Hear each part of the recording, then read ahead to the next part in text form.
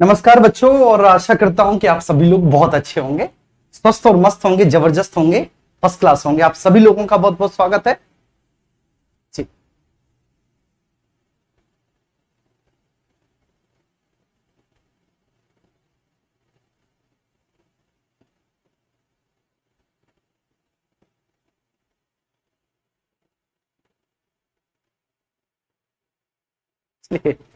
ठीक है जी, नमस्ते। और सभी का बहुत बहुत स्वागत है, जो नए स्टूडेंट्स हैं उनका भी और जो पुरानी हैं उनका भी। ठीक है, और आशा करता हूं कि आप सब लोग बहुत ही अच्छे होंगे, ठीक है, बढ़िया होंगे, शानदार होंगे। और अभी तक जो भी पढ़ाया है वो बहुत अच्छे से आपको समझ में आया होगा। ठीक है, हमने संविधान सभा की समितियां, भारतीय संविधान की विशेषताएं और भारतीय संविधान के स्रोत, ठीक है, ये हमने कंप्लीट कर लिया। आज का जो हमारा टॉपिक है वो है प्रियम्बल। ठीक है, आज हम प्रस्तावना को पढ़ने जा रहे हैं और बड़े ही रोचक तरीके से, बड़े ही शानदार तरीके से हम कोशिश करेंगे कि प्रस्तावना को पढ़े। ठीक है, चलिए उसके बाद ठीक है एक बार हम जितना भी पढ़े हैं ठीक है उसको रिवीजन करेंगे। ठीक है जी, चलिए आइए स्टार्ट करते हैं लेक्चर को। और अभी तक जितना भी पढ़ा दिया है मुझे नहीं लगता कि आप में से किसी को भी उसमें ठीक है थोड़ा बहुत भी कोई भी कंफ्यूजन होगा। जो बहुत अच्छे से पढ़ रहे हैं, बढ़िया तरीके से पढ़ रहे हैं, उनको मुझे नहीं लगता कि सर किसी भी तरह का कोई इश्यू हो सकता है। ठीक है जी, चलिए आइए तो शुरुआत करते हैं। ठीक है, आज का हमारा टॉपिक है ठीक है प्रियम्बल। ठीक है, सब कुछ जानेंगे, बहुत कुछ जानेंगे और बहुत ही शानदार तरीके से मेरे प्यारे बच्चों। ठीक है ना, चलिए आइए स्टार्ट करते हैं। ठीक है, आइए तो टॉपिक है हमारा प्रियम्बल।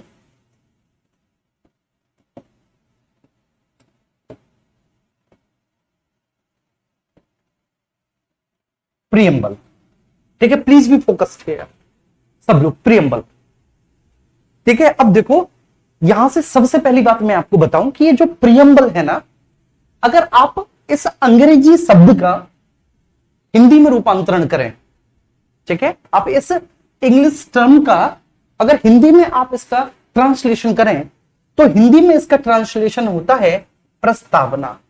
ठीक है, क्या होता है भैया जी? प्रस्तावना। चलिए, एक प्रश्न ये आता है कि प्रियम्बल जो है हमारे संविधान में, संविधान निर्माण की प्रक्रिया में कब शामिल किया गया? तो मैं आपको बताना चाहूंगा कि जब हमारा संविधान का निर्माण हो रहा था, ठीक है, तो संविधान सभा में जब संविधान निर्माण की प्रक्रिया चल रही थी तो संविधान निर्माण की प्रक्रिया के सबसे अंत में हमने प्रियम्बल को अपने संविधान में शामिल किया है। क्लियर है? तो सबसे पहला पॉइंट तो ठीक है ये क्लियर हो जाना चाहिए आप सभी को कि संविधान सभा ने संविधान निर्माण के क्रम में सबसे अंत में प्रस्तावना को हमारे संविधान में स्वीकार किया है। वेरी फर्स्ट पॉइंट क्लियर है? बोलो, समझ में आया? चलिए, तो इस बात को मैं बिल्कुल एज इट इज लिख देता हूं जैसे कि मैंने आपको बताया। ठीक है, तो संविधान सभा ने, कॉन्स्टिट्यूएंट असेंबली ने, सभा ने संविधान निर्माण की प्रक्रिया के दौरान संविधान सभा ने संविधान निर्माण की प्रक्रिया के दौरान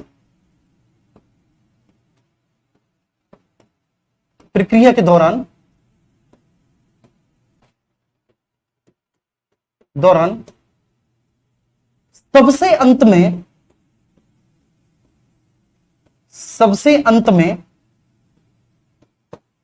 में प्रियम्बल को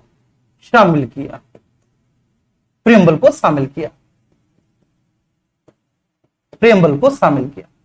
अब आप कहेंगे कि सर इसका मतलब क्या है? ठीक है, इसका मतलब क्या है तो मैं आपको बताता हूं। ठीक है, बहुत अच्छे से आप लोग यहां पर ध्यान रखना।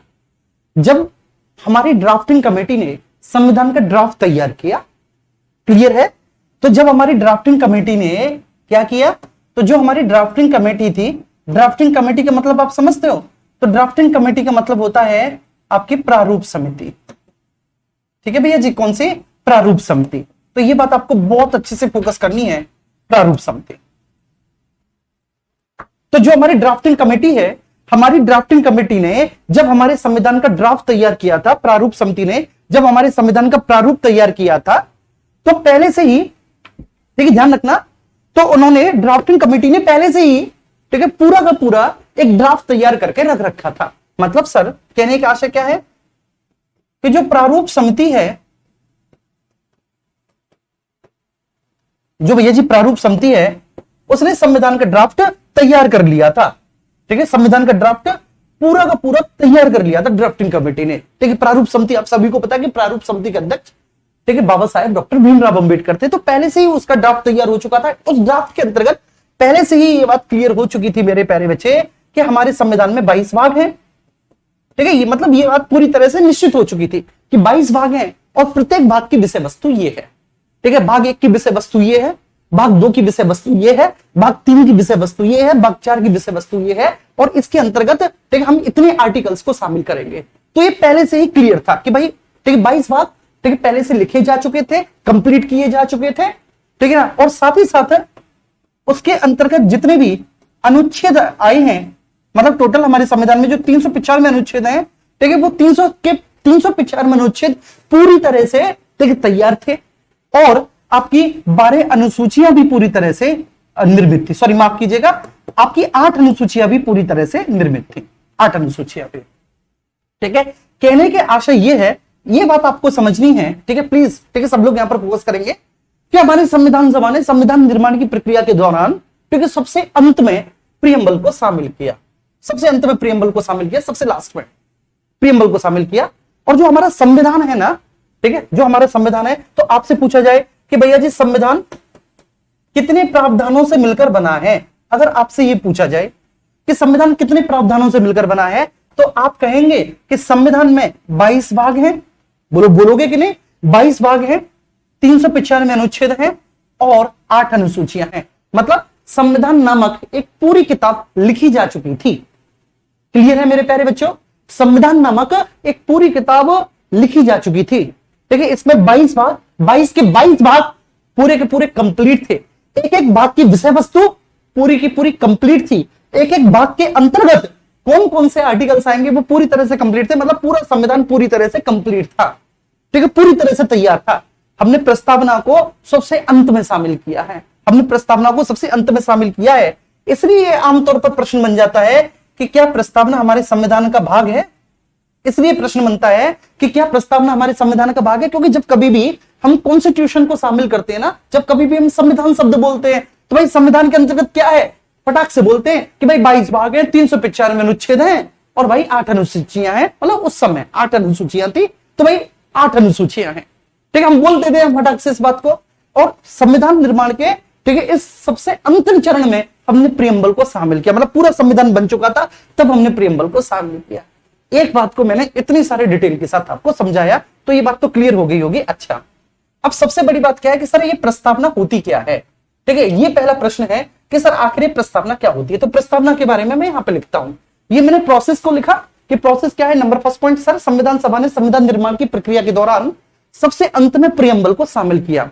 जो हमारी ड्राफ्टिंग कमेटी थी, जो हमारी प्रारूप समिति थी, प्रारूप समिति ने ऑलरेडी ठीक है पूरा संविधान, संपूर्ण संविधान निर्मित कर रखा था। उसके बाद संविधान सभा के ठीक है एक वर्ग ने, संविधान सभा में एक वर्ग ने इस बात की सिफारिश की कि प्रस्तावना को भी शामिल किया जाना चाहिए। तो फिर दैट्स वाई मेरे प्यारे बच्चे ठीक है हमने सबसे अंतिम प्रक्रिया में प्रस्तावना को शामिल किया। ठीक है, दूसरा पॉइंट यह है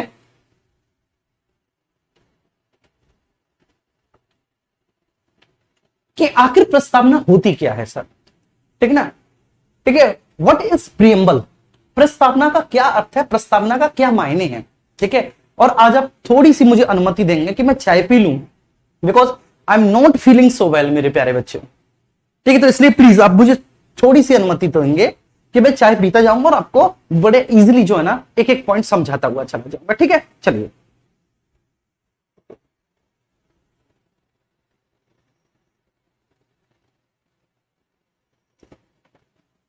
है ना, तो अब सवाल ये पैदा हो गया कि भैया जी प्रस्तावना क्या है। तो प्रस्तावना का मतलब है कि जो हमारा संविधान है ना, ठीक है, जिसमें 22 भाग, 395 अनुच्छेद और उस समय जो 8 अनुसूचियां थी, तो जो हमारा संविधान है, ठीक है, अगर कोई व्यक्ति ठीक है जानना चाहता है कि हमारी शासन व्यवस्था कैसी है, क्लियर है, अगर कोई व्यक्ति ये जानना चाहता है कि हमारी शासन व्यवस्था कैसी है, ठीक है, हमारे शासन में कौन कौन से अंग हैं, उनकी प्रकृति कैसी है, क्लियर है, हमारे संविधान की क्या विशेषताएं हैं, ठीक है, तो उसे पूरा संविधान पढ़ना पड़ेगा कि नहीं। अगर कोई व्यक्ति ये जानना चाहता है कि हमारे संविधान में किस प्रकार की शासन पद्धति को स्वीकार किया गया है ना, किस प्रकार की शासन पद्धति को स्वीकार किया गया है, शासन प्रणाली का स्वरूप कैसा है, हमारे संविधान की क्या क्या विशेषताएं हैं, तो उसे पूरा संविधान पढ़ना पड़ेगा। और इतना समय उसके पास है नहीं, तो वो प्रस्तावना पढ़ के भी हमारे संविधान का पूरा मर्म समझ सकता है। वो प्रस्तावना पढ़कर भी हमारे संविधान का पूरा मर्म समझ सकता है। अब जैसे फॉर एग्जाम्पल, ठीक है ना, थोड़ा सा मुझे आप समय दीजिए, ये देखिए एग्जाम्पल के तौर पर मैं आपको एक चीज दिखाना चाहता हूं, ठीक है। जैसे ये बुक आप देखिए, ठीक है, ये बुक है भारत की राज्य व्यवस्था, और मैं ये जानना चाहता हूं, ये बुक एक बुक स्टॉल पर रखी हुई है, ठीक है, ऐसे करके ये किताब की दुकान पर रखी हुई है बुक स्टॉल पर, और मैं ये जानना चाहता हूं कि इस बुक में आखिर है क्या क्या, ठीक है, इस बुक की विषय वस्तु क्या है, ठीक है, इस बुक का पूरा कॉन्सेप्ट क्या है। तो मुझे बुक पूरी पढ़नी पड़ेगी, ठीक है, लेकिन मेरे पास इतना समय नहीं है, ठीक है, मैं केवल जानना चाहता हूं, लेकिन अभी फिलहाल मैं पढ़ना नहीं चाहता, मैं केवल जानना चाहता हूं। तो मैं क्या करूंगा, ठीक है, मैं इस बुक का, ठीक है, इस तरह से मेरे प्यारे बच्चे, ठीक है, ऐसे, और मैं इस बुक की, ठीक है, प्रस्तावना पढ़ूंगा। आप देख रहे होंगे प्रथम संस्करण की प्रस्तावना लिखा हुआ है ना, प्रस्तावना, आप देखिए प्रस्तावना, इस बुक में भी लिखा हुआ है, आपको दिख रहा होगा प्रस्तावना।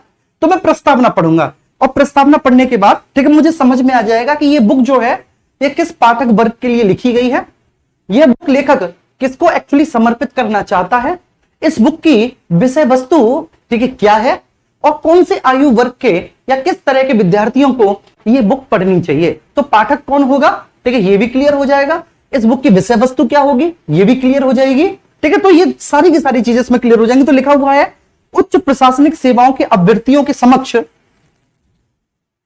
उच्च प्रशासनिक सेवाओं के अभ्यर्थियों के समक्ष इस बुक को प्रस्तुत करते हुए मुझे अपार हर्ष हो रहा है कि यह पुस्तक उन अभ्यर्थियों की बढ़ती हुई आवश्यकताओं को पूरा करने के उद्देश्य से लिखी गई है जो संघ लोक सेवा आयोग द्वारा आयोजित सिविल सेवा परीक्षा में सम्मिलित हो रहे हैं।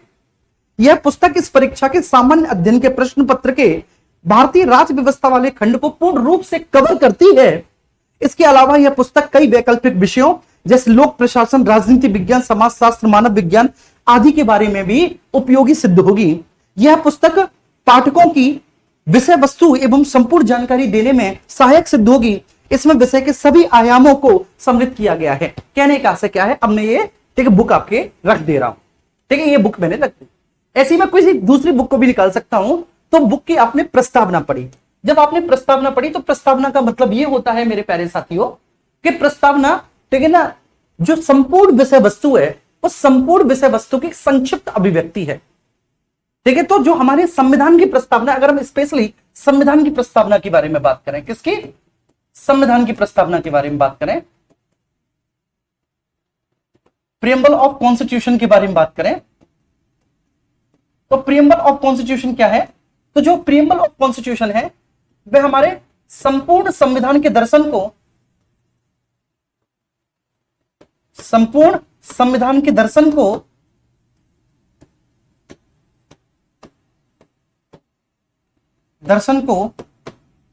सार रूप में एक अभिव्यक्त करने वाली संक्षिप्त अभिव्यक्ति है, संक्षिप्त अभिव्यक्ति है।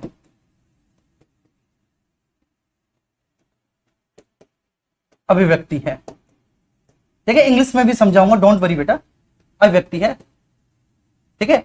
यह हमारे संविधान का दर्शन है बेसिकली, सॉरी, यह हमारे संविधान की भूमिका या आमुख की भांति है, भूमिका या आमुख की भांति है, आमुख की भांति है, आमुख की भांति है।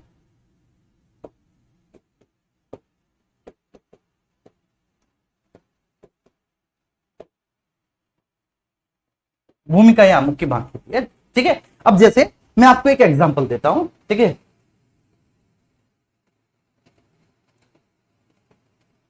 मैं आपको एक एग्जांपल देता हूं। ये किताब एक बुक स्टॉल पर रखी हुई थी, ठीक है। मेरे पिताजी बुक स्टॉल से निकल कर जा रहे थे तो अचानक से उनकी नजर इस किताब की ओर पड़ी, मेरे पिताजी की नजर पड़ी। पिताजी ने कहा, अरे भाई, इस पे संसद वगैरह छपी हुई है, लिखा हुआ है भारत की राज्य व्यवस्था, लेखक का नाम भी लिखा हुआ है एम लक्ष्मीकांत, तो एक बात मैं देखता हूं कि इस बुक में क्या है। लेकिन मेरे पिताजी की बुक की कवर को देखकर इच्छा जागृत हुई कि चलो मैं देख लेता हूं। अब मेरे पिताजी का ठीक है पॉलिटी से या फिर कॉम्पिटेटिव एग्जामिनेशन से दूर दूर तक कोई मतलब नहीं है। उन्होंने अपने जीवन में जो एग्जाम्स निकालने थे, जो नौकरी करनी थी, जो भी पेशा अपनाना था, अपना चुके हैं मेरे प्यारे बच्चे को। ठीक है, अब उनका इस पुस्तक से कोई मतलब तो है नहीं।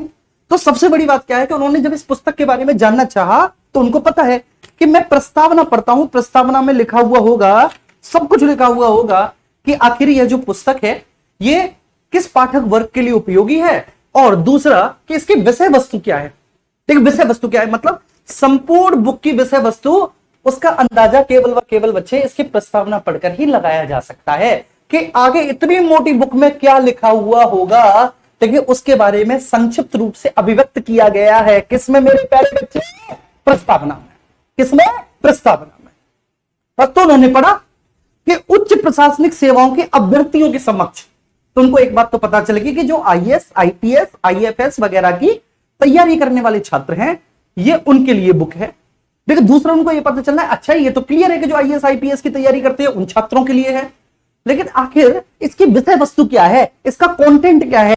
तो जैसे उन्होंने आगे पढ़ा तो उनको पता चल गया कि यह पुस्तक भारतीय राज्य व्यवस्था वाले खंड को संपूर्ण रूप से कवर करती है। इसके अलावा यह पुस्तक कई वैकल्पिक विषयों जैसे लोक प्रशासन, पब्लिक एडमिनिस्ट्रेशन, राजनीति विज्ञान, समाजशास्त्र और मानव विज्ञान के लिए भी उपयोगी सिद्ध होगी। बात समझ में आती है। तो प्रस्तावना आपको समझ में आ गया, तो प्रस्तावना क्या होती है। तो भैया जी प्रस्तावना, अगर हम स्पेशली हमारे संविधान की प्रस्तावना के बारे में बात करें तो संपूर्ण संविधान के दर्शन को, किसको, संपूर्ण संविधान के फिलॉसफी को, दर्शन को सार रूप में, सार रूप का मतलब होता है मेरे प्यारे बच्चे ब्रीफ कॉन्टेक्स्ट में, सार रूप में अभिव्यक्त करने वाली, ठीक है ना, एक संक्षिप्त अभिव्यक्ति है। तो संपूर्ण संविधान के दर्शन को सार रूप में अभिव्यक्त करने वाली, ठीक है, एक शॉर्ट एक्सप्रेशन है, एक संक्षिप्त अभिव्यक्ति है। यह हमारे संविधान की भूमिका या आमुख की भांति होती है। बात समझ में आई, भूमिका है आमुख की भांति होती है। और एक और बात ध्यान रखना, देखिए ये बात तो मैंने आपको बता दी कि क्या है। तो सबसे पहले मैंने आपको पहला पॉइंट क्या बताया कि संविधान सभा ने संविधान निर्माण की प्रक्रिया के दौरान सबसे अंत में प्रियम्बल को शामिल किया। ठीक है, जो हमारी ड्राफ्टिंग कमेटी थी, प्लीज आप यहां पे फोकस करना।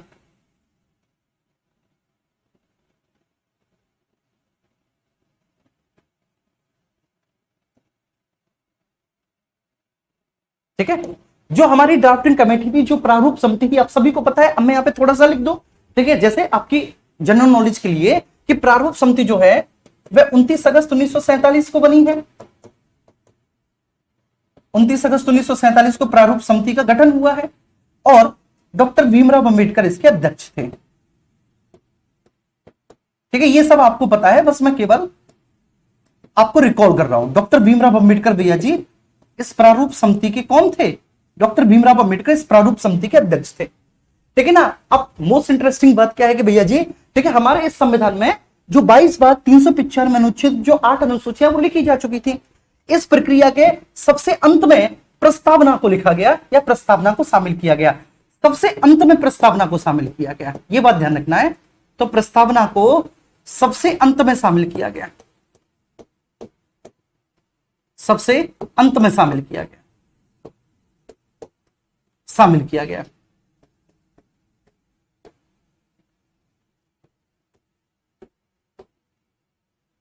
अंत में शामिल किया गया प्रस्तावना को। ठीक है, सबसे लास्ट में शामिल किया गया था प्रस्तावना को। उम्मीद करता हूं कि ये बात भी आपको बहुत अच्छे से समझ में आ गई होगी। ठीक है, क्या होता है क्या नहीं। अच्छा, इसके बाद फिर सेकंड पॉइंट मैंने आपको बताया कि हमारे संविधान की जो प्रस्तावना है वह हमारे संपूर्ण संविधान के दर्शन को सार रूप में अभिव्यक्त करने वाली संक्षिप्त अभिव्यक्ति है। आपको बहुत अच्छे से पता चल गया होगा, मैंने एग्जाम्पल देकर आपको ये बात समझा दी। ठीक है, अच्छा, अब ये जो प्रस्तावना होती है ना, तो हम अपने संविधान की अगर प्रस्तावना के बारे में कुछ विशेष फैक्ट्स देखें तो कुछ फैक्ट्स को हम लोग देखते हैं। यहां पर प्लीज आप समझिए। प्रियम्बल, ठीक है, आपसे पूछा जाए, और पूछा क्या जाए आपसे, ये पीसीएस में पूछा गया है कि प्रस्तावना को संविधान निर्माताओं ने संविधान निर्माण की प्रक्रिया के किस चरण में शामिल किया।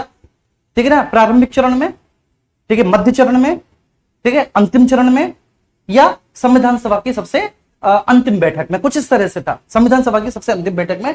तो अंतिम बैठक में नहीं, क्योंकि अंतिम बैठक में तो आपको पता है जो 24 जनवरी 1950 को हुई है, उसमें जनगणमन को राष्ट्रगान, वंदे मातरम को राष्ट्रगीत और डॉक्टर राजेंद्र प्रसाद को राष्ट्रपति। ठीक है, तो अंतिम बैठक में नहीं, अंतिम चरण में।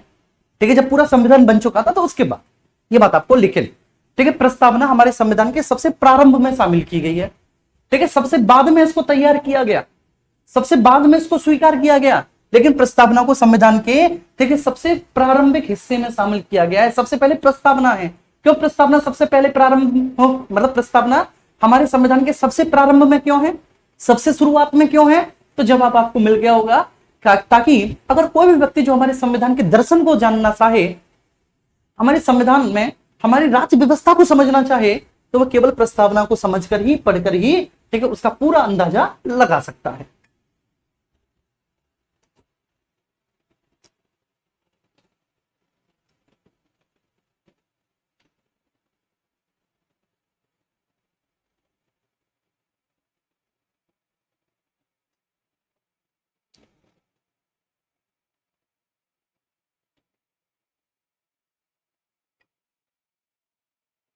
ठीक है, अब यहां से सबसे पहली बात, ठीक है, यहां से 3 प्रश्न बनते हैं।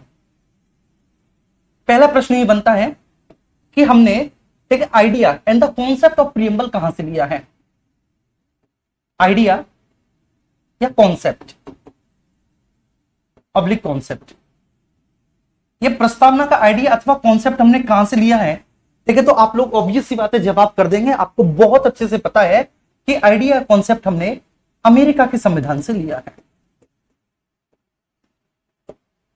अमेरिका के संविधान से लिया है। ठीक है, तो आइडिया कॉन्सेप्ट भैया जी हमने कहां से लिया है? अमेरिका के संविधान से लिया है। ठीक है, फ्रॉम वेरी फर्स्ट, ये बात समझ में आ गई। तो सबसे पहला प्रश्न यही बनता है कि संविधान का आइडिया अथवा कॉन्सेप्ट कहां से लिया गया? अमेरिका के संविधान से। दूसरा, संविधान की भाषा मींस लैंग्वेज, ये कहां से ली गई?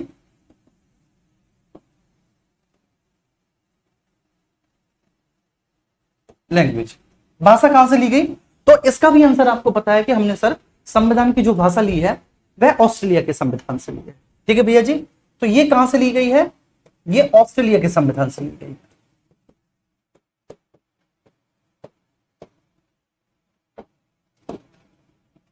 ऑस्ट्रेलिया के संविधान से ली गई, संविधान से ली गई। ठीक, कहां से ली गई है? ऑस्ट्रेलिया के संविधान से। और तीसरा, ठीक है, जो कि मोस्ट एंड मोस्ट इंपोर्टेंट है, क्या सर? कि जो प्रस्तावना का, ठीक है ना, मतलब जो हमारी प्रस्तावना पर प्रभाव है वो किसका है? हमारी प्रस्तावना पर प्रभाव किसका है? मतलब हमारी प्रस्तावना जो है, आप कह सकते हैं कि बेसिकली, ठीक है, इफेक्टेड है, या फिर आप कह सकते हैं कि बेसिकली हमारी प्रस्तावना आमतौर पे, प्रभाव को हम इंग्लिश में इस तरह से बोल सकते हैं, ठीक है ना, कि हमारी, हाँ, इफेक्ट ही बोल दो, ऑब्वियस सी बात है, और क्या बोलोगे आप इसके लिए? ठीक है, इफेक्ट, ठीक, प्रभाव बोल दो। तो हमारे संविधान की प्रस्तावना पर प्रभाव किसका है? अगर ये आपसे पूछा जाए कि भैया जी प्रभाव किसका है, इफेक्ट किसका है, तो आप बोलेंगे ऑब्जेक्टिव रिजोल्यूशन का, ठीक है ना, उद्देश्य प्रस्ताव का, उद्देश्य प्रस्ताव, ऑब्जेक्टिव रिजोल्यूशन, ऑब्जेक्टिव रिजोल्यूशन। ये मैं आपको पहले भी बता चुका हूं, जब मैं आपको शायद भारतीय संविधान की विशेषता पढ़ा रहा था तब भी, और जब मैंने आपको भारतीय संविधान के स्रोत पढ़ाया तब भी मैंने आपको बताया। तो 3 प्रश्न हमारी प्रस्तावना से ये बनते हैं, और इन 3 प्रश्नों में बच्चा बहुत कंफ्यूज होता है, बहुत ज्यादा कंफ्यूज होता है। सबसे पहला प्रश्न ये है कि हमने, ठीक है, प्रस्तावना का जो विचार लिया, जो हमने प्रस्तावना का आइडिया या कॉन्सेप्ट लिया, तो हमने प्रस्तावना का विचार अथवा आइडिया कॉन्सेप्ट कहां से लिया? तो भैया जी अमेरिका के संविधान से लिया। ठीक है, तो विचार या आइडिया ऑब्लिक कॉन्सेप्ट हमने अमेरिका के संविधान से लिया। दूसरा, हमने भाषा कहां से ली है? तो साहब भाषा जो हमने ली है प्रस्तावना की, वो हमने ली है ऑस्ट्रेलिया के संविधान से। तो भैया जी भाषा कहां से ली? तो भाषा हमने ली है ऑस्ट्रेलिया के संविधान से। और जो तीसरा प्रश्न बनता है कि हमारे संविधान की प्रस्तावना पे प्रभाव किसका है? ठीक है, तो प्रभाव है सर उद्देश्य प्रस्ताव का। प्रभाव किसका है? उद्देश्य प्रस्ताव का हमारे संविधान की प्रस्तावना पर, ठीक, बहुत ज्यादा प्रभाव है, सर्वाधिक प्रभाव इसी का। ठीक है, आप ये कह सकते हैं ऑब्जेक्टिव रिजोल्यूशन का। इसलिए ये ध्यान रखना आप, ठीक है, जो हमारे संविधान का मूल संस्करण है,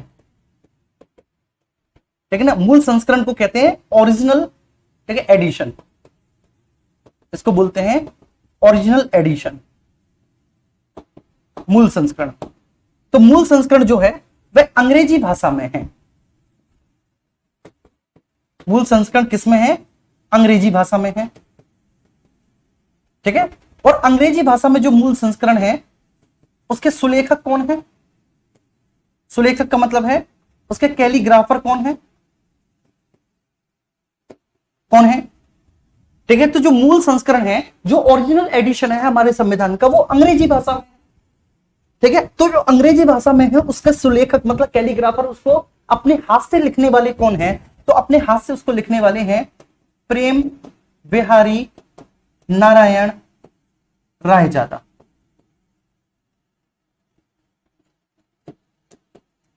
रायजादा इनकी उपाधि है। ठीक है भैया जी, कौन है? प्रेम बिहारी नारायण रायजादा। ठीक है, तो जो हमारा मूल संस्करण है, जो मूल संस्करण है, ठीक है, अंग्रेजी भाषा का, उसके सुलेखक, उसके जो कैलीग्राफर हैं, ठीक है, वो कौन है? प्रेम बिहारी नारायण रायजादा है। उम्मीद करता हूं ये बात आपको समझ में आ रही होगी।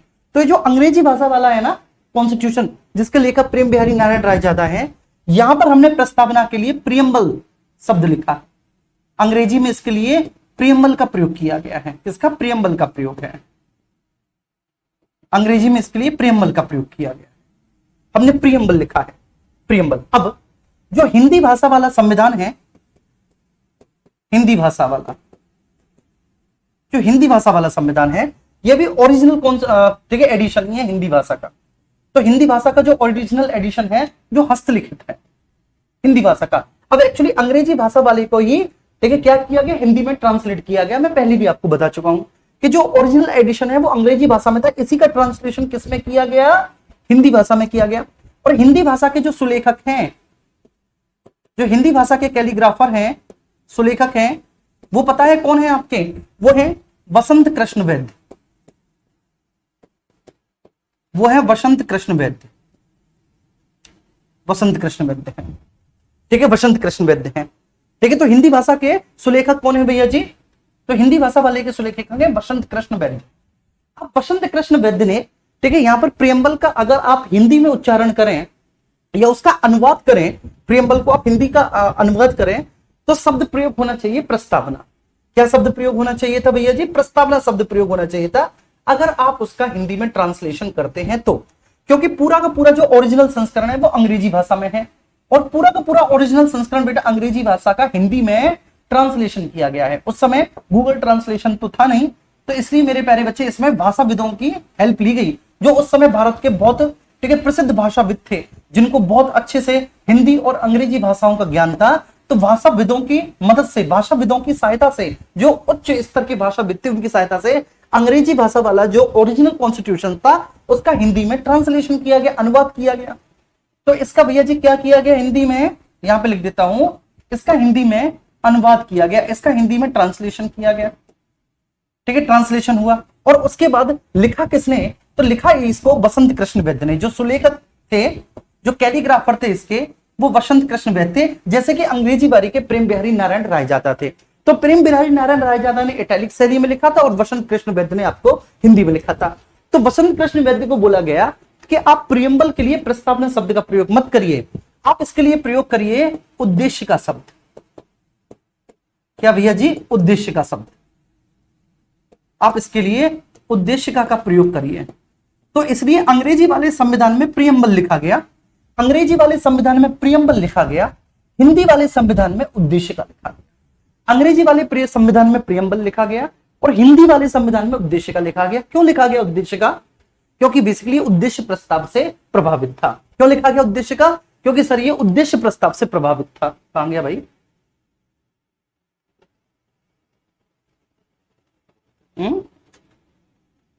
हाँ, क्योंकि ये किससे प्रभावित था? उद्देश्य प्रस्ताव से प्रभावित था। अब उद्देश्य प्रस्ताव के बारे में अब सारी चीजें जानते हो।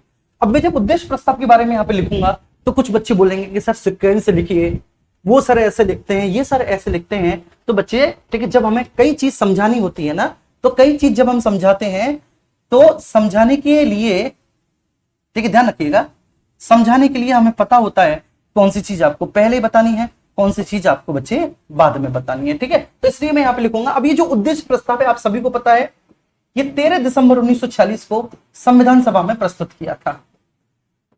1946 में प्रस्तुत किया था। किसने प्रस्तुत किया था? ये प्रस्तुत किया था जवाहरलाल नेहरू ने, और संविधान सभा के द्वारा इसको 22 जनवरी 1947 को स्वीकार किया गया। संविधान सभा द्वारा इसको भैया जी 22 जनवरी 1947 को स्वीकार किया गया। तो प्रस्तुत किया 13 दिसंबर को, और संविधान सभा के द्वारा इसको स्वीकार किया गया 22 जनवरी 1947 को। संविधान सभा के द्वारा भैया जिसको स्वीकार किया गया 22 जनवरी 1947 को। तो ये बात आपको बहुत अच्छे से समझ में आ रही है, यहां तक कोई इशू तो नहीं है किसी को। अच्छा, अब एक्चुअली नेहरू जी को श्रद्धांजलि अर्पित करने के लिए, नेहरू जी को इसका क्रेडिट देने के लिए हमने, ठीक है, प्रस्तावना के लिए हिंदी भाषा में उद्देश्य का शब्द का प्रयोग किया है। ठीक है, तो हिंदी भाषा में हमने प्रियम्बल अथवा प्रस्तावना के लिए किसका, उद्देश्य का शब्द का प्रयोग किया है। बिकॉज भैया जी क्यों? क्योंकि नेहरू को श्रद्धांजलि अर्पित करने के लिए। तो ये इसके पीछे की कहानी है। ये भी पूछ लेता है आपसे कि संविधान निर्माताओं ने प्रियम्बल के लिए हिंदी में उद्देश्य का शब्द को रखने के पीछे के, ठीक है, क्या कारण सुझाए हैं, या फिर निम्न में से वो क्या एक सबसे युक्त सबसे रीजनेबल कारण था कि संविधान निर्माताओं ने प्रियम्बल के लिए हिंदी में उद्देश्य का शब्द का प्रयोग किया। तो उद्देश्य का शब्द का प्रयोग जो किया है वो इसलिए किया है क्योंकि ये उद्देश्य प्रस्ताव से प्रभावित है। क्यों भैया जी? क्योंकि ये उद्देश्य प्रस्ताव से प्रभावित है। ठीक, उद्देश्य प्रस्ताव का सीधा सीधा प्रभाव है हमारे संविधान के उद्देश्य का पर, इसलिए इसको हिंदी में उद्देश्य का, जबकि अंग्रेजी में प्रियम्बल। ठीक है, देखो पूरी कहानी ये है कि एक शब्द है प्रियम्बल अंग्रेजी भाषा का। ठीक है, एक शब्द है प्रियम्बल अंग्रेजी भाषा का। इस अंग्रेजी भाषा के शब्द का जब आप हिंदी में रूपांतरण करेंगे, अनुवाद करेंगे, तो ये प्रियम्बल प्रस्तावना हो जाएगा। ठीक है, इस प्रियम्बल को आप क्या कहेंगे? प्रस्तावना कहेंगे। ठीक है, तो सबसे पहला पॉइंट जो हमने समझा कि भैया जी प्रियम्बल का विचार हमने कहां से लिया, तो यहां तक किसी को कोई डाउट नहीं होना चाहिए कि साहब ये प्रियम्बल का विचार हमने अमेरिका के संविधान से लिया। ठीक है, भाषा हमने लैंग्वेज कहां से ली? ऑस्ट्रेलिया के संविधान से ली। ठीक है, और इसमें जो प्रभाव है, ये जो प्रभावित है, स्पॉन्सर्ड है, या फिर आप कह दें कि बच्चे ये जो प्रभावित है ये ऑब्जेक्टिव रेजोल्यूशन उद्देश्य प्रस्ताव से प्रभावित है। ठीक है, अच्छा, अब मैंने आपको बताया कि ओरिजिनल जो एडिशन था, जो ओरिजिनल कॉन्स्टिट्यूशन था, ठीक है, वो अंग्रेजी भाषा में था और उसको लिखा था प्रेम बिहारी नारायण रायजादा ने इटैलिक शैली में। बहुत अच्छे बेटा इनकी हैंड राइटिंग थी, बहुत ही शानदार हैंड राइटिंग थी। तो प्रेम बिहारी नारायण रायजादा ने लिखा। ठीक है, फिर इसका अनुवाद किया गया अंग्रेजी वाले का। जब इस अंग्रेजी वाले का अनुवाद किया गया हिंदी भाषा में, तो हिंदी भाषा में इसके अनुवाद को लिखा वसंत कृष्ण वैद्य ने, और वसंत कृष्ण वैद्य को बोला गया कि आप प्रियम्बल यूज मत कीजिए।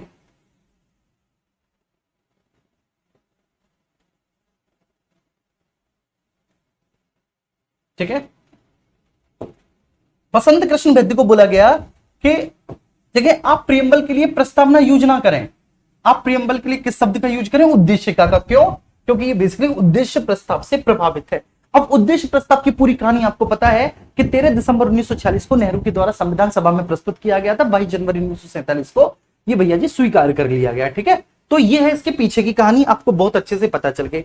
दूसरी मैंने आपको बताया कि प्रियम्बल क्या होती है, तो पहला पॉइंट मैंने आपको ये समझाया, दूसरा पॉइंट मैंने आपको ये समझाया, ठीक है ना, और साथ ही साथ पहले पॉइंट में मैंने आपको ये बात बताई, सिखाई, समझाई ये बात कि भैया जी क्या है कि किस तरह से, ठीक है, सबसे अंत में इसको शामिल किया गया है, सबसे अंत में इसको शामिल किया गया है। लेकिन एक बात ध्यान रखना कि अब वर्तमान में हमारे संविधान के सबसे प्रारंभ में है ये। क्यों है प्रारंभ में? क्योंकि हमारे संविधान की भूमिका ये आमुख की भांति होती है। आमुख का मतलब होता है ठीक, जो सबसे प्रारंभ में लगा हुआ है। बेशक सबसे अंत में हमने स्वीकार किया, लेकिन आज हमारे संविधान में सबसे शुरुआत में लगी हुई है।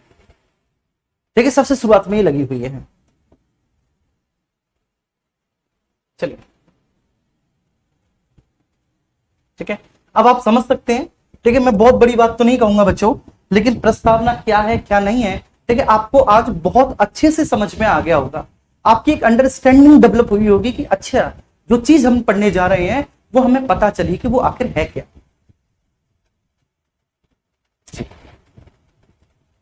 ठीक है, देखिए, विश्व के आप किसी भी संविधान की प्रस्तावना उठा लीजिए, ठीक है, चाहे बेशक आप हमारी ही क्यों ना उठा लें प्रस्तावना। ठीक है, अब मैं इसे लिखूंगा प्रस्तावना, या फिर अंग्रेजी में मैं लिखूंगा प्रियम्बल।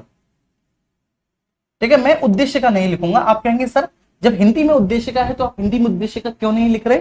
क्योंकि मेरे प्यारे बच्चे वो जो उद्देश्य का है ना, ठीक है, जो हमने हिंदी भाषा के संविधान में उद्देश्य का शब्द का प्रयोग किया है प्रियम्बल के लिए, वो बेसिकली ठीक है प्रभावित है उद्देश्य प्रस्ताव से। लेकिन जनरली उसके लिए जो हम यूज करते हैं वो प्रस्तावना शब्द यूज करते हैं। ठीक है, या फिर प्रियम्बल शब्द यूज करते हैं अंग्रेजी में। तो ये जो प्रियम्बल है या प्रस्तावना या उद्देश्य का कुछ भी कह लो, ठीक है। तो आप विश्व के किसी भी संविधान की अगर प्रेम्बल या प्रस्तावना को देखते हैं, तो किसी भी संविधान के प्रेम्बल अथवा प्रस्तावना को देखने के उपरांत, ठीक है, आपको, ठीक है, चार चीजें पता चलती हैं। किसी भी देश की प्रेम्बल से, किसी भी देश की प्रस्तावना से हमको चार चीजों का बोध होता है। ठीक है। अब सबसे पहली बात यह है, आप पूछना चाहेंगे कि सर वो चार चीजें कौन कौन सी हैं। जैसे अगर मैं किसी भी देश के संविधान की प्रस्तावना को पढ़ता हूं, तो सबसे पहली चीज मुझे जो ये कंफर्म होगी वो ये कि इस देश की शासन का स्रोत किसके पास में है। तो सबसे पहली बात जो कंफर्म होगी वो ये पता चलेगी हमें कि भैया जी शासन का स्रोत किसके पास में है। शासन का स्रोत, मैं फिर से बोल रहा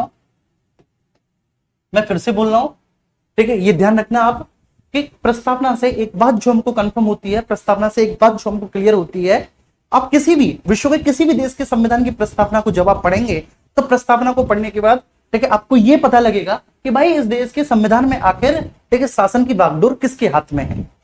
ठीक है जी, शासन का स्रोत किसके पास में है, सोर्स ऑफ गवर्नमेंट। क्लियर है सर। तो सबसे पहली बात जो पता चलती है वो क्या, सोर्स ऑफ गवर्नमेंट पता चलती है।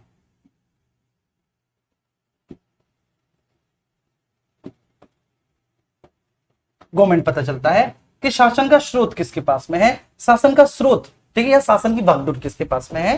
चलिए सबसे पहली बात। दूसरा हमको पता चलता है कि आखिर इस देश की राजनीतिक प्रणाली के आदर्श एवं उद्देश्य क्या क्या हैं। तो सेकंड चीज जो हमको पता चलती है वो क्या, इस देश की जो राजनीतिक प्रणाली है, जो इस देश का पॉलिटिकल सिस्टम है, ठीक है, इस देश का जो पॉलिटिकल सिस्टम है,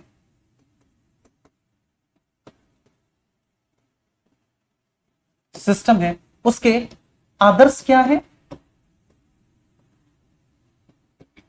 उसके आइडियल्स क्या है, और उसके उद्देश्य क्या है, ऑब्जेक्टिव्स क्या है, उद्देश्य क्या है। ठीक है जी, क्लियर है। तो उसके आदर्श क्या है, उसके आइडियल्स क्या है, और उसके ऑब्जेक्टिव्स क्या है, उसके उद्देश्य क्या है। तो राजनीतिक प्रणाली के आदर्श एवं उद्देश्यों के बारे में जानकारी मिलती है, आदर्श एवं उद्देश्यों के बारे में जानकारी मिलती है किसी भी देश की राजनीतिक प्रणाली। तीसरा हमें, ठीक है, उस देश की शासन व्यवस्था का स्वरूप पता चलता है कि आखिर उस देश की शासन व्यवस्था का स्वरूप कैसा है, शासन व्यवस्था का स्वरूप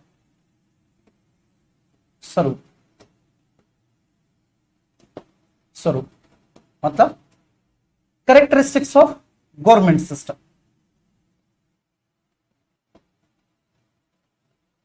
कैरेक्टरिस्टिक्स ऑफ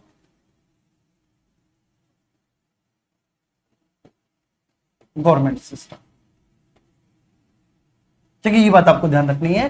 तो उस देश की शासन व्यवस्था के, राज्य व्यवस्था का स्वरूप कैसा है, उस देश के शासन या राज्य व्यवस्था के स्वरूप के बारे में हमको जानकारी मिलती है, उस देश के शासन या राज्य व्यवस्था के स्वरूप के बारे में जानकारी मिलती है। और चौथी जो सबसे महत्वपूर्ण विशेषता है जो हमें पता चलती है प्रस्तावना से, जब हम किसी भी देश की प्रस्तावना को पढ़ेंगे कि सर, ठीक है, उस देश के संविधान के लागू होने की तिथि क्या है। क्लियर है, उस देश के संविधान के लागू होने की तिथि क्या है।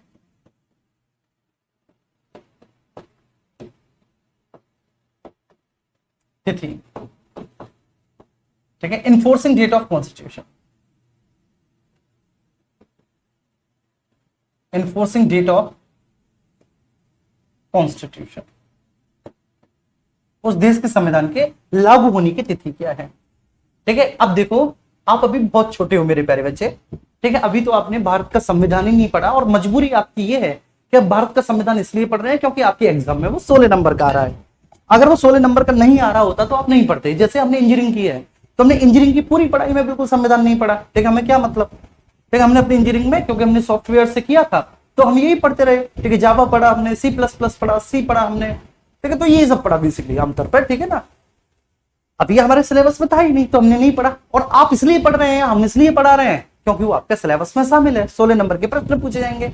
लेकिन आप अगर किसी, ठीक है, आपको आगे जब आप, ठीक है, दरोगा बन जाए और आपको शौक हो, ठीक, संविधान का, संवैधानिक शासन प्रणालियों के अध्ययन करने का, और आप जब फ्रांस का या साउथ अफ्रीका या किसी भी देश का संविधान उठा के देखेंगे, और संविधान उठाने के बाद जब आप उस देश के संविधान की प्रियम्बल को पढ़ेंगे, प्रस्तावना को पढ़ेंगे, मुख्यतः सभी देशों के संविधान हिंदी में उपलब्ध हैं। ठीक है, तो जब आप उसके प्रियम्बल को पढ़ेंगे, प्रस्तावना को, तो आपको ये चारों बातें पता चलेंगी। सबसे पहले प्रियम्बल को पढ़ के आपको ये पता चल जाएगा कि भाई उस देश में आखिर शासन का स्रोत कौन है, सोर्स ऑफ गवर्नमेंट कौन है, शासन की शक्ति किसके पास में है, शासन की सत्ता किसके हाथ में है। तो सबसे पहले आपको शासन का स्रोत पता चल जाएगा कि शासन की समस्त पावर आखिर कौन धारण करता है, किसके पास में शासन की सारी शक्तियां हैं। दूसरा, ठीक है ना, उस देश के संविधान अथवा उस देश की राजनीतिक प्रणाली के क्या क्या आदर्श एवं उद्देश्य हैं। ठीक है, वह नागरिकों के हित में ठीक कौन कौन से कार्यों को पूरा करेगी, वह अपने नागरिकों को कौन कौन सी फैसिलिटी प्रोवाइड कराएगी। सिंपल सा मतलब है वो अपने देश के नागरिकों को कौन कौन सी सुविधाएं, कौन कौन सी फैसिलिटीज। तो इस तरह से आदर्श एवं उद्देश्यों के बारे में भी हमको जानकारी मिल जाती है। इसके बाद हमें शासन व्यवस्था की स्वरूप के बारे में जानकारी मिलती है कि आखिर किस प्रकार के पॉलिटिकल सिस्टम को स्वीकार किया गया है। ठीक है, ये शासन व्यवस्था का स्वरूप कैसा है, ठीक है, फंक्शंस क्या क्या है, उसके कैरेक्टरिस्टिक्स क्या क्या है। तो ये जो देखिए शासन प्रणाली या राजनीतिक प्रणाली के आदर्श एवं उद्देश्य हैं। तो आदर्श एवं उद्देश्य का मतलब है कि वो क्या क्या प्रॉमिस करती है अपने देश के नागरिकों को, ठीक है, फैसिलिटी प्रदान करने के लिए क्या क्या प्रॉमिस कर रही है वो। ये क्या है, ये बेसिकली बता रहा है कि गवर्नमेंट सिस्टम आखिर है कैसा, वो किस पैटर्न पे चलेगा। ठीक है, और लास्ट वाले में बताता है कि आखिर ठीक है जो कॉन्स्टिट्यूशन है वो कब इन्फोर्स हुआ था। ठीक है, तो the enforcing date of constitution, clear है, इन्फोर्समेंट या इन्फोर्सिंग डेट ऑफ कॉन्स्टिट्यूशन, ये पता चलता है हमको लागू होने की तिथि से। ये चार चीजें पता चलती हैं। आप किसी भी विश्व के देश के संविधानों को उठा के देख लीजिए, विश्व के किसी भी देश के संविधान को आप उठा के देख लीजिए। बात समझ आ रही है, क्लियर है, यहां तक कोई इश्यू नहीं होगा आपको, और आप बिल्कुल एक लाइन में सारी चीजों को पढ़ रहे हैं। तो सबसे पहले अगर मैं बात करूं तो जब आप अपने प्रियम्बल को पढ़ेंगे आप, तो प्रियम्बल की जो सबसे पहली लाइन है, we the people of India, हम भारत के, जो सबसे पहली लाइन है we the people of India,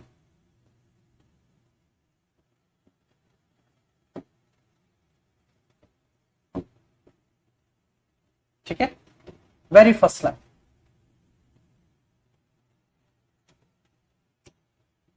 ठीक है, मैं फिर से लिखता हूं एक बार,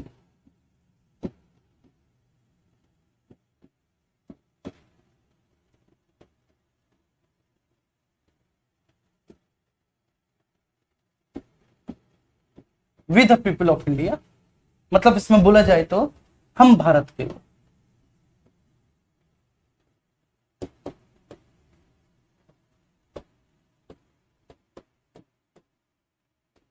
हम भारत के, with the people of India. तो जो शासन का स्रोत है, ठीक है, आप सबसे पहली लाइन पढ़ें, with the people of India, we the people of India, हम भारत के लोग। तो ऑब्वियस सी बात है, पता चल जाता है कि जो शासन का स्रोत है, शासन का जो स्रोत है वो बेटा शासन का स्रोत किसमें निहित है, भारत की जनता में। ठीक है, तो इससे तो हमको ये पता चल गया बिल्कुल क्लियर कि with the people of India, जो टर्म है ना with the people of India, इसने हमें सब कुछ बता दिया। With the people of India, इसने हमें सब कुछ समझा दिया कि हम भारत के लोग, with the people of India मतलब शासन का जो स्रोत है, शासन का स्रोत है, स्रोत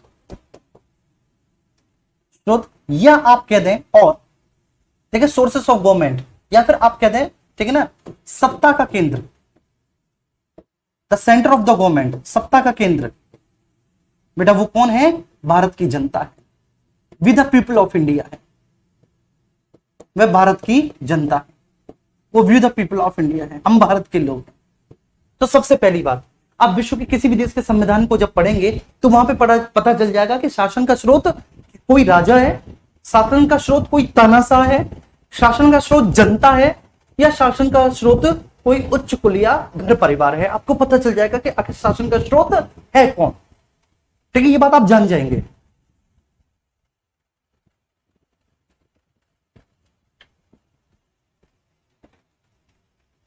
बात समझ आ रही है।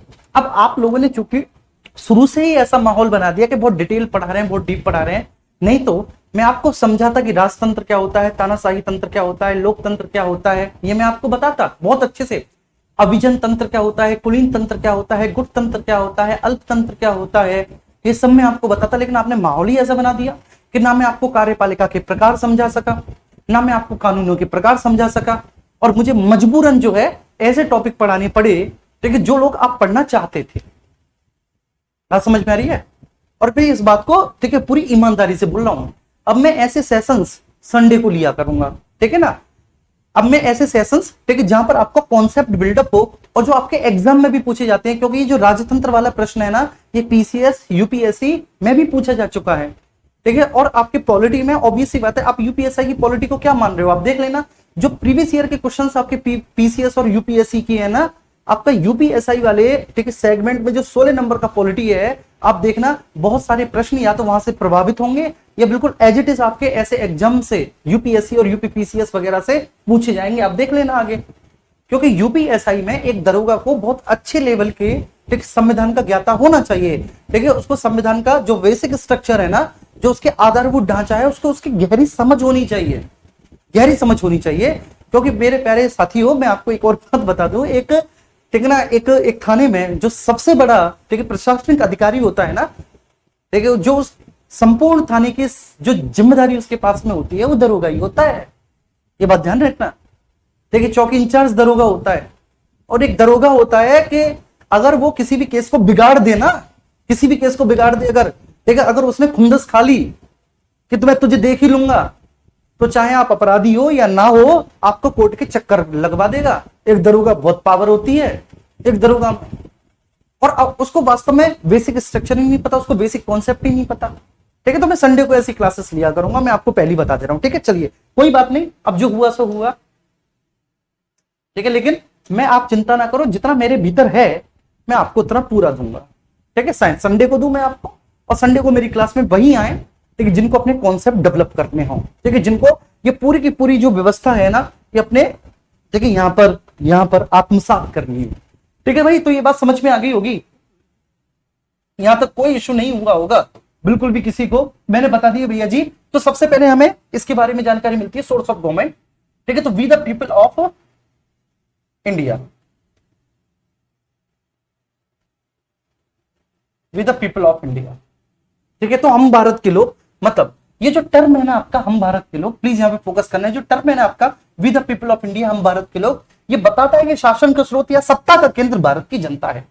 दूसरा, जो हमारे पॉलिटिकल सिस्टम के या हमारे संविधान के जो आइडियल्स और ऑब्जेक्टिव्स है, जो आदर्श एवं उद्देश्य है, तो जब आप आगे पढ़ोगे, हम भारत के लोग भारत को एक संपूर्ण प्रभुत्व संपन्न, क्या भैया जी, हम भारत के लोग भारत को एक संपूर्ण प्रभुत्व संपन्न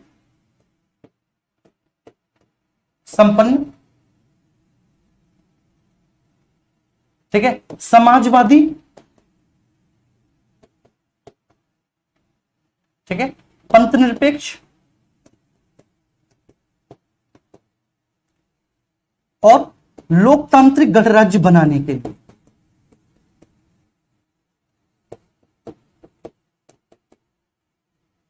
ठीक है, ये बात ध्यान रखना।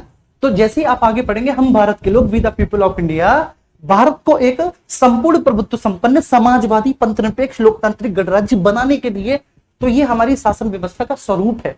ये जो एलिमेंट्स है ना, ये जो तत्व है, ये क्या है, ये हमारी शासन व्यवस्था के स्वरूप है। संपूर्ण प्रभुत्व संपन्न का मतलब होता है complete sovereign, complete sovereign state, संपूर्ण प्रभुत्व संपन्न, समाजवादी सोशलिस्ट, पंथ निरपेक्ष सेक्युलर, और लोकतांत्रिक गणराज्य डेमोक्रेटिक रिपब्लिक, डेमोक्रेटिक रिपब्लिक, ठीक है, ध्यान रखना। तो संपूर्ण प्रभुत्व संपन्न समाजवादी पंथ निरपेक्ष और लोकतांत्रिक गणराज्य बनाने के लिए तथा उसके समस्त नागरिकों को सामाजिक आर्थिक राजनीतिक न्याय, तो सबसे पहला जो आदर्श है, वो है जस्टिस का, न्याय का। सबसे पहला आदर्श जस्टिस का है, न्याय का है। न्याय कैसा?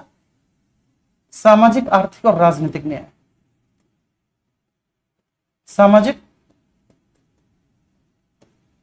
आर्थिक एवं राजनीतिक न्याय, ठीक है, न्याय, ठीक है, ध्यान रखना। न्याय कैसा भैया जी? सामाजिक आर्थिक राजनीतिक न्याय, ठीक है। उसके बाद स्वतंत्रता, ठीक है। उसके बाद क्या भैया जी? ठीक है, दूसरा आदर्श क्या है? दूसरा आदर्श है लिबर्टी। बोलो मेरे प्यारे बच्चे मेरे साथ, दूसरा आदर्श क्या? लिबर्टी, स्वतंत्रता। स्वतंत्रता, किसकी स्वतंत्रता? विचार, आइडिया, आइडियाज, विचार, अभिव्यक्ति, अभिव्यक्ति, एक्सप्रेशन, ठीक है, एक्सप्रेशन, अभिव्यक्ति, विश्वास, फेथ, फेथ, धर्म, रिलीजियस, ठीक है, रिलीजन कह दो या रिलीजियस कह दो, धर्म, ठीक है। तो विचार, व्यक्ति, विश्वास, धर्म और उपासना, वर्षित, उपासना मतलब वर्षित, वर्षित, ठीक है। तो इनकी स्वतंत्रता है भैया जी, किस किस की स्वतंत्रता है? विचार, अभिव्यक्ति, विश्वास, धर्म और उपासना की स्वतंत्रता। अरे बोलो यार, विचार, अभिव्यक्ति, विश्वास, धर्म और उपासना की स्वतंत्रता। न्याय, जस्टिस किसका? सोशियो इकोनॉमिक और पॉलिटिकल जस्टिस, ठीक है, सामाजिक, आर्थिक और राजनीतिक न्याय। ये क्या है? आदर्श और उद्देश्य है कि भैया जी ये पूरे किए जाएंगे। ये आदर्श और उद्देश्य है कि भाई ये क्या किए जाएंगे? ये आदर्श और उद्देश्य पूरे किए जाएंगे।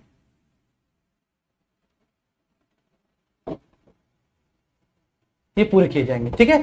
तो न्याय, ये न्याय दिया जाएगा भारत के लोगों को, न्याय दिया जाएगा भारत के लोगों को, स्वतंत्रता दी जाएगी भारत के लोगों को, और उसके बाद इक्वलिटी, समानता दी जाएगी, इक्वलिटी, समानता दी जाएगी। अब समानता की किसकी दी जाएगी? प्रतिष्ठा व अवसर की, अवसर की समानता, ठीक है सर। समानता किसकी? प्रतिष्ठा और अवसर की समानता, ठीक है, प्रतिष्ठा और अवसर की समानता। उसके बाद ठीक है, राष्ट्र की एकता और अखंडता, ये उद्देश्य है कि राष्ट्र की एकता और अखंडता को सुनिश्चित किया जाएगा और भाईचारे को बढ़ाया जाएगा। तो एक और है सर उद्देश्य, फ्रेटर्निटी, भाईचारा, फ्रेटर्निटी, भाईचारा, और है राष्ट्र की एकता व अखंडता। लिख देना राष्ट्र की एकता व अखंडता, फिर कहोगे लिखवाया नहीं। और लागू होने की तिथि बिल्कुल सिंपल सा लिखा हुआ है, 26 नवंबर 1949। अब यहां से एक प्रश्न पूछा जाता है कि लागू होने की तिथि 26 नवंबर 1949 है, लेकिन इसको विक्रम संवत में, ठीक है, क्या इसके लिए प्रयोग किया गया है? बेशक 26 नवंबर 1949 है, लेकिन विक्रम संवत में इसके लिए क्या प्रयोग किया गया है? तक ये प्रश्न बनता है तो आप लिखेंगे विक्रम संवत में मिति मार्गशीर्ष, ये हो गया महीना, मार्गशीर्ष का महीना, मिति मार्गशीर्ष शुक्ल सप्तमी, शुक्ल सप्तमी मतलब शुक्ल पक्ष का 7वीं तारीख, शुक्ल पक्ष की सप्तमी, मिति मार्गशीर्ष शुक्ल सप्तमी, संवत 2006 विक्रमी। कितनी बार पूछा गया? ठीक है, ये जो 26 नवंबर 1949 है, ये आपका ईसाई कैलेंडर में है, जिसको आप ग्रिगोरियन कैलेंडर भी बोलते हैं। ये डेट आपकी 26 नवंबर 1949, ये ईसाई या ग्रिगोरियन कैलेंडर में है। और मिति मार्गशीर्ष शुक्ल सप्तमी संवत 2006 विक्रमी, ये विक्रम संवत, ये किसमें? विक्रम संवत में। अब कल क्या होगा आपका?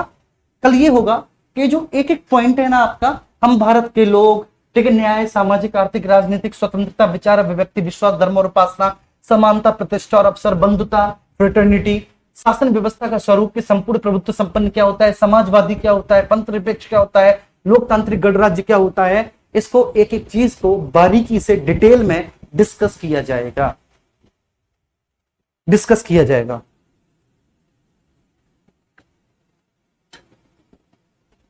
ठीक है, अब मैं कई बच्चों के कमेंट देख रहा था, वो अप्रिशिएट कर रहे थे कि सर प्रस्तावना को पहली बार हमने इस नजरिए से भी पढ़ा।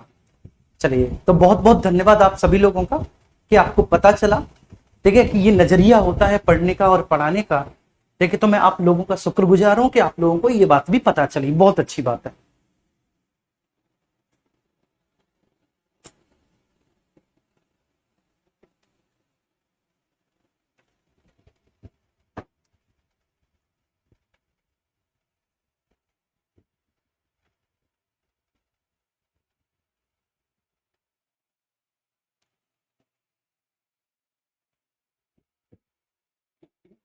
ठीक है, अभी तक मैंने 3 स्लाइड लिखाई हैं।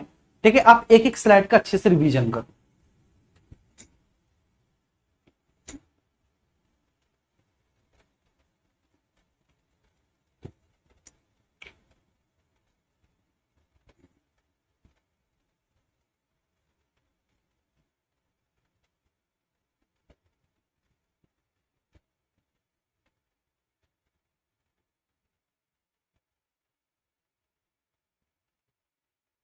चलिए,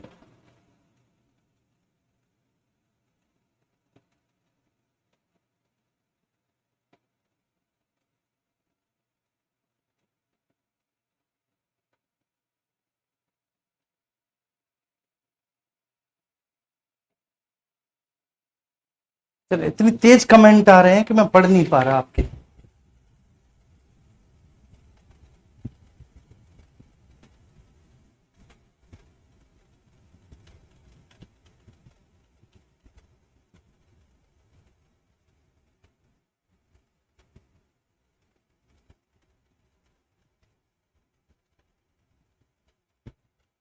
मतलब आज बड़ी तारीफें मिल रही है यार। ठीक है, मुझे आप पढ़ाने दो बस। चलिए,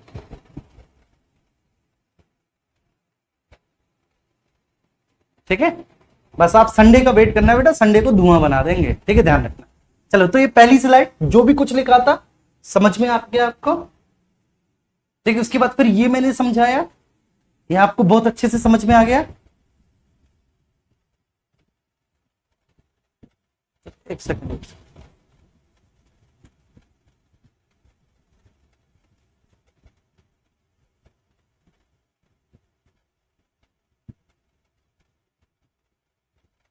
चलिए, अरशद कह रहे हैं we want to explore all the polity what you have keep inside you. चलिए, जरूर, ठीक है, I will try my best and, ठीक है, मैं जरूर चाहूंगा मेरे प्यारे भैया। चलिए,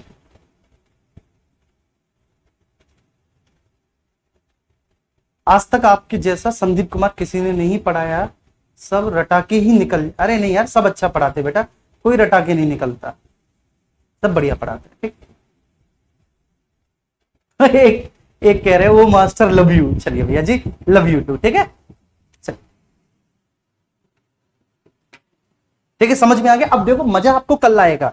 मजा आपको कल कब आएगा? जब आप इन एक एक पॉइंट को समझोगे, जब आप एक एक पॉइंट का एक्सप्लेनेशन समझोगे कि विचार क्या होता है, अभिव्यक्ति क्या होती है, विश्वास क्या होता है, धर्म क्या होता है, उपासना क्या होता है, प्रतिष्ठा क्या होता है, अवसर क्या होता है, फ्रेटर्निटी क्या होती है, राष्ट्र की एकता और अखंडता क्या होती है।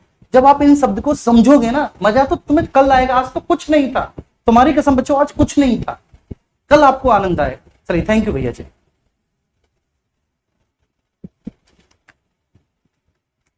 ठीक।